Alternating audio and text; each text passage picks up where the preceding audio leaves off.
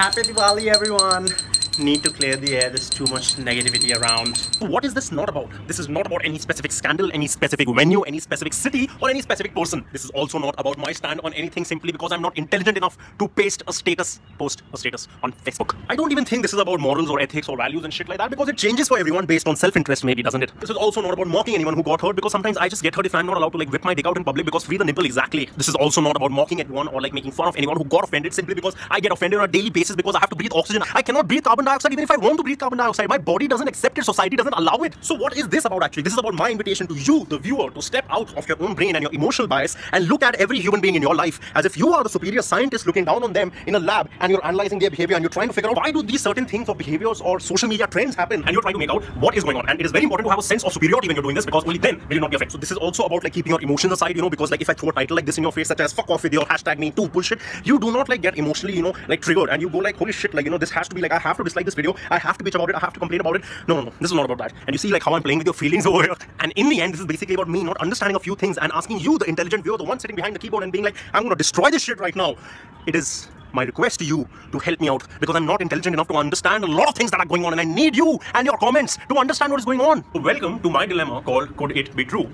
Now, could it be true that it is an ugly truth that all the people whom we know or whom we are analyzing can be placed on a scale of attractiveness, let's say from 1 to 10, 10 being the most attractive, 1 being the least attractive, and we place both men and women over there. Now, could it be true if there's a woman who's a 7 on that attractiveness scale, gets attention from a male who's 10 on that attractiveness scale, and basically at that time she gets very happy and she goes like, wow, you know, like I'm getting noticed. But at the same time, let's say if somebody who's below her level of attractiveness, let's say somebody who's a 4 or a 5 on the guy's side is giving her attention or is, you know, trying to flirt with her, does it automatically then become creepy? Could it be true that it becomes awkward? And could it be true that it becomes almost harassment in some kind of form? Second, could it be even remotely or possibly true that women like sex? Could it even be true that the most common kind of sexual fantasy that females have is like a fantasy? Could it be true that women actually like to be taken that way sometimes in their relationships and prefer having sex like that? But at the same time, obviously, if somebody who's not desirable does it, then obviously it is a bad thing, right? It could be true.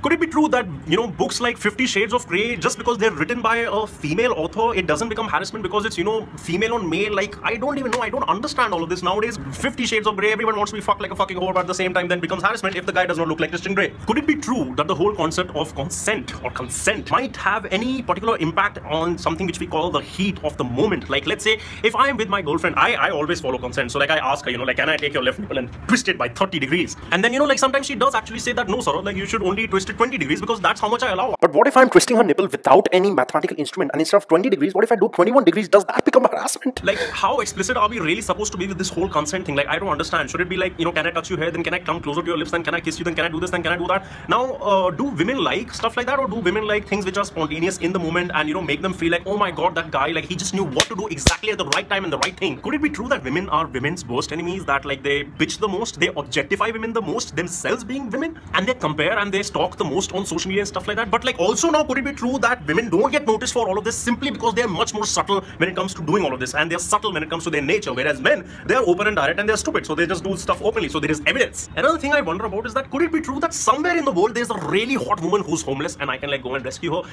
Why is it that it could be true that there is no hot woman who is homeless? And why is it also sometimes, you know, might be the case that I wonder that hot women rarely ever are very vocal or like, you know, making a big noise about things just to maybe get attention because they're already beautiful enough, so they do get attention. I'm totally confused as to what I'm asking. But basically, could it be true that hot women get harassed less? Could it be true that women who are maybe fat or like don't figure that high on that attractiveness scale, maybe they are more promiscuous or more outspoken when it comes to their sexuality, whereas females who are pretty hot or like pretty attractive, they try to already stay out of the limelight because they get enough of it already. Another thing I was wondering about was that could it be true that, you know, women build careers by basically objectifying themselves? A lot of women in the media and in film industries and everything, they really go really big, you know, because of objectifying themselves, obviously. So like, could it be true that, you know, when it's advantageous for a woman to benefit from objectification, that she takes use of it, whereas when it's not advantageous or when it impacts her sexual strategies negatively or her possible success or image in the public, that then it suddenly becomes something which is very, very bad. Could it be true that women use beauty as a weapon? Could it be true that women use sex as a weapon? Because in society, like, they're the ones who actually control the supply of sex, and basically they're the ones who are chased after. So depending on how much of the market they open up or they close, could it be true that the market over here means their legs? It determines what all major things are going to happen in their interpersonal interactions. Could it also be true that all the mental and the emotional abuse which men suffer at the hands of women goes completely unnoticed, because as we had said, women are way more subtle in nature, right? And but I don't know, because I'm asking you guys if it's true. But at the same time, maybe that goes completely, you know, unnoticed, and because there's not any particular evidence which can be collected against that. Maybe, like, could it be true that, you know, it is given no importance at all? Now, one very, very important question is again that could it be true that men and women are different? They are not the same. Could it just be true that, you know, they're different, they're not the same, and maybe we cannot apply the same standards to both the genders, because they are called genders for a reason, because they're completely different from each other? And could it also be true that, you know, like, if let's say a guy sleeps with a lot of women, he basically becomes even more attractive, because all the guy crushes that women have are basically guys who are very, very successful with women, or like who have so much power and fame that they have been with a lot of women. Whereas, could it also be true that if you swallow every cock that comes your way as a female, you are going to lower your value in the marriage market, like in long-term relationships? Like, sexually, you're still a pretty promiscuous conquest for a lot of guys, but that's just because, could it be true that you are trying to portray yourself like that? And could it be true that women innately know this themselves, that, you know, like, swallowing every cock and then calling it empowerment, and then not getting a man to stick by them and commit to them, and then blaming all the men that maybe it is simply because they swallowed every cock that came their way? Could it be true that sometimes the hottest of women actually have the least sexual partners? Could it be also true that the lower the girl is on that attractiveness scale, the more she tries to increase her own approval by simply being with more guys? Could it be true? Like, I don't know, I'm just asking you guys, you know, I'm going to read the comment section, because that's where all the education is going to be. Now, another thing, like fat shaming. Could it be true that, like, high amounts of fat percentage in a person's body weight, like, lead to, like, lower self-esteem and, like, you know, decreased sense of achievement, and, you know, like, basically lower you on the attractiveness scale? Could it be true that it's unhealthy that if you have a fat as a fucking elephant friend of yours, and you say that, you know, be yourself, be happy, do what you like, and then die of a heart attack? Like, could it be true that that's not really being the best friend possible for your friend? Could it be true that marching naked in the streets and being naked each and everywhere and showing off nipples, you know, because, oh my god, I have the same power as a man, is basically not empowerment? Could it be true? Or does it actually empower women to, like, you know, just feel better about themselves? I don't know. Like, I need answers. I need answers right now. Could it be true that I'm a guy who's basically not very successful with women, but then I think that, you know, if I start supporting feminism, a lot of those kind of females will, you know, obviously take me in their company, because I'm agreeing with them, and I will get to spend more time with women, and then maybe, just maybe, one of them might open their legs, because, you know, like, I'm supporting feminism.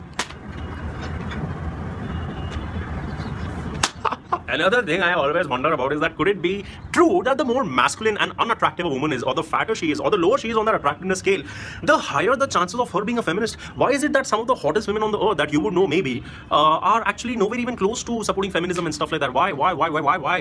Is it true or is it not true? I don't know. And also at the same time, could it be true that the hot celebs who actually promote feminism and support it, maybe some of them just rose to fame because of objectifying themselves in sex tapes and stuff like that? Or at the same time, maybe it's because, you know, it, like, agreeing with the masses and going with what's morally and ethically right and basically gives us a sense of superiority, makes them basically richer. But did they ask for it? Talking about sex tapes, did they even ask for it? Could it be true that I basically am a woman talking about all of this because I'm gender fluid and I identify as if I have actually a big ass vagina, and, like, I feel that I'm a woman, so, like, I'm a woman, so if I'm saying all of this, could it be true that people will support me and stand by me?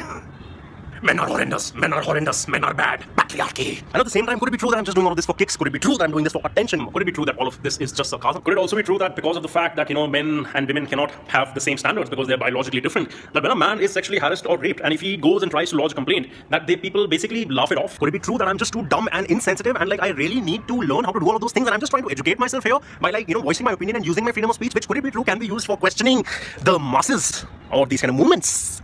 I like it when I come close, you know, because you can see my white teeth.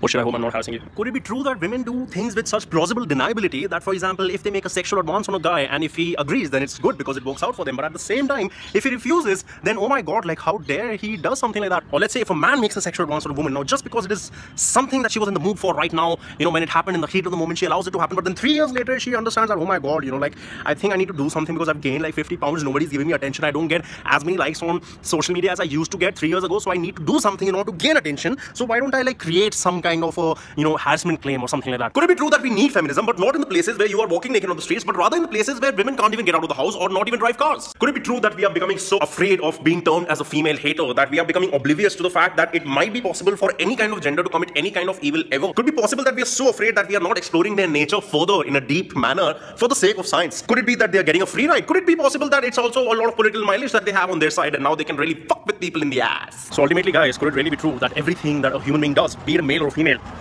they do it because in that particular situation it might be advantageous to them, or because it increases their chances of survival and reproduction? For any of those who are familiar with who the fuck Charles Darwin was, maybe people do things because it's beneficial for them, and maybe when the situation changes and then they have to take countermeasures or some other measures because, again, they need to benefit themselves. Could it be true that they're always acting in that kind of self-interest, in that kind of a pursuit of self-interest. Think about it.